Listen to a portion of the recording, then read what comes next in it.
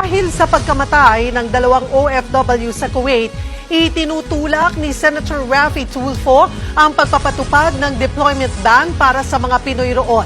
Nasa frontline ng balitang yan, si Mayan Los Baños.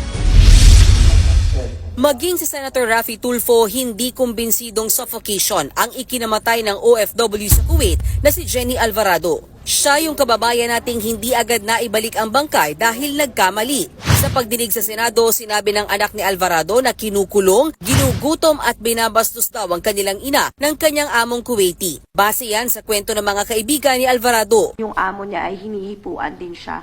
Kasi yung nanay namin ay hindi po siya nagsasabi sa amin. Naglilihim po yung nanay namin para hindi kami mag-alala. Sangkot din umano sa iligal na gawain ng amo ng OFW. Yung amo niyang lalaki is a drug lord. Bakit tayo nagbigay ng OFW natin sa isang drug lord? Baka mamaya may nakita yung ating OFW sa mga illegal activities niya, aksidente. Base sa police report na nakuha ng Department of Migrant Workers, ang binuksang metal coal stove sa kwarto sa bahay bakasyunan ng kanilang amo ang dahilan ng pagkasuffocate ni Alvarado at dalawa pang kasambahay na kasama niya. Tugma rin ito sa isinagawang autopsy ng NBI sa labi ni Alvarado. Inutusan ni Senator Tulfo ang DMW na laliman pa ang investigasyon, baka sakali daw sinadya ang pagkamatay ng ating kababayang si Jenny. Pero ngayon pa lang sinasabi na ng DMW na may kapabayaan ng mga amo ni Jenny kaya sila na-suffocate at namatay sa kanilang kwarto. Kaya gusto ng DMW pakasuhan ang nasabing mga amo. Giit din ng mga senador, dapat tignan ng DMW kung may criminal liability ang amo ni Alvarado. Nakikipag-ugnayan na rin ang DMW sa gobyerno ng Nepal dahil napansin ding tuklap ang kuko at may bakas ng tali sa paa ang Nepali na kasamang nasawi ni Alvarado.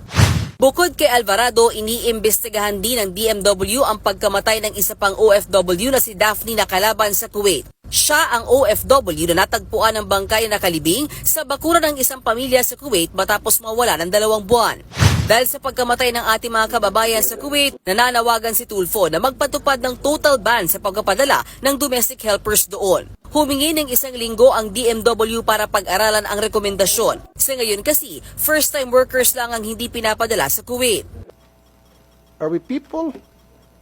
A nation of stupid people sending our workers to the lion's den in Kuwait? Ang problema ay doon sa employer.